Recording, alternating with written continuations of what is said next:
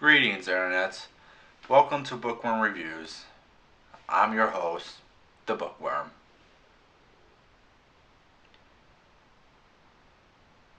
Today is my birthday. Like, literally, today's posting date is my birthday. If I could, I would be celebrating my 23rd year on this earth. But no.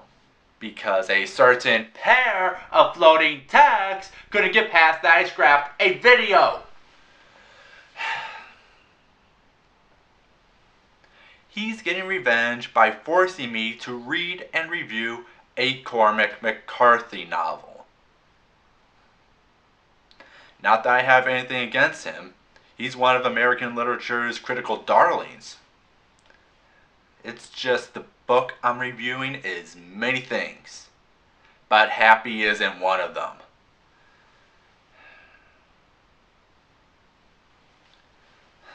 Well, complaining about it isn't going to get me anywhere. Sit back and relax as we dive into The Road by Cormac McCarthy.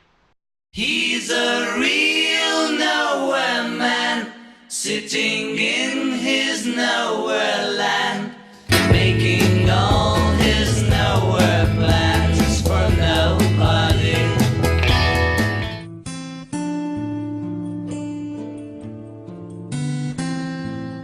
When he woke in the woods in the dark and the cold of the night, he reached out to touch the child sleeping beside him.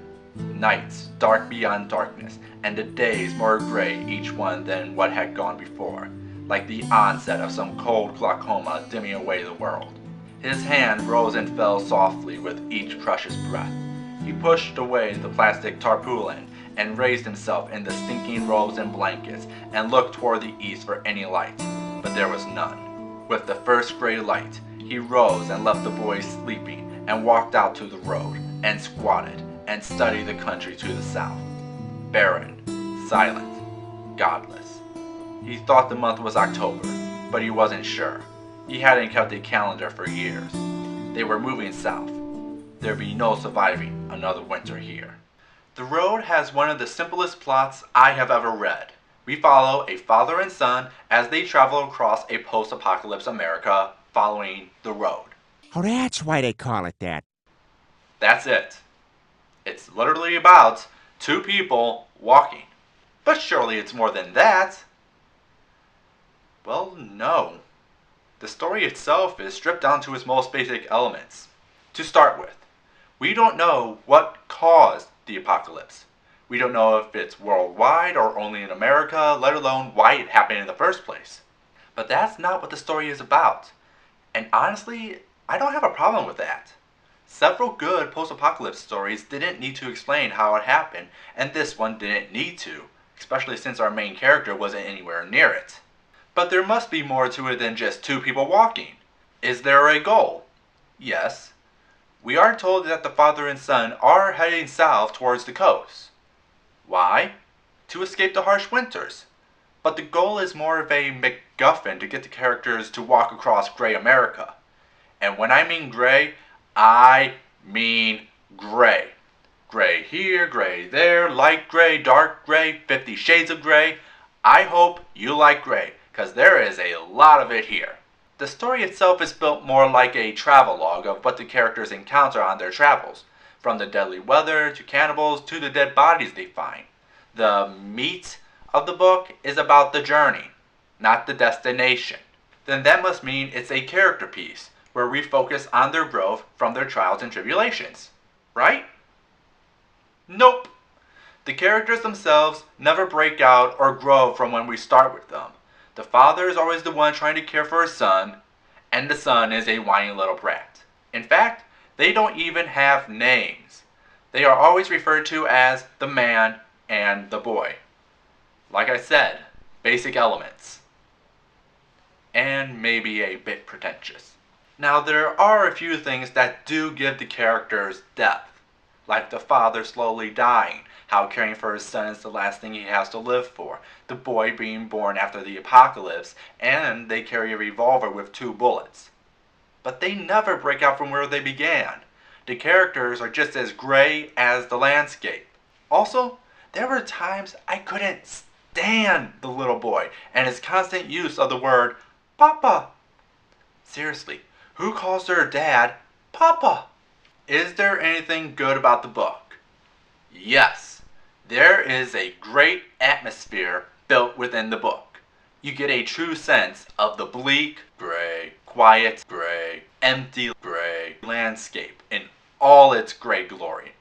The book itself strips away the fantasy that several post-apocalypse stories follow and goes towards a more realistic look at what would happen, taking the mad out of Mad Max, if you will. But I was bored out of my mind. While the story itself offers an interesting look at the apocalypse, what we get is just two people walking. A lot of the book blurs because nothing of interest happens, that when something does happen, you'll get whiplash, especially when the moment of interest disappears and we just go back to a gray blur. Now, I won't call The Road a bad book, but when I ask myself the question, what did I gain from the book? I just draw a blank. The only things I could come up with are 1. A look into a world stripped of its Mad Max identity, and the question, can hope survive where none exists?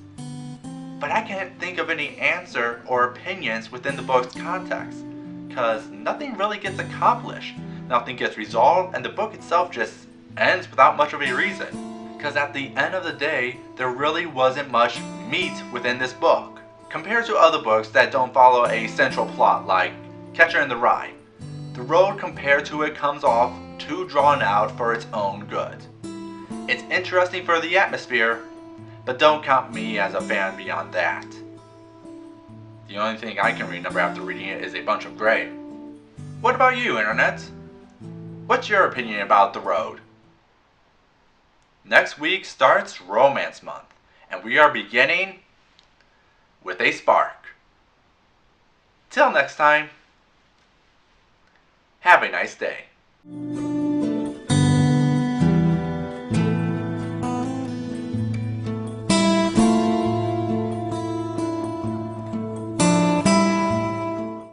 Oh, and if you're wondering where a pair of floating texts may be, let's just say I'm getting my revenge on repeat.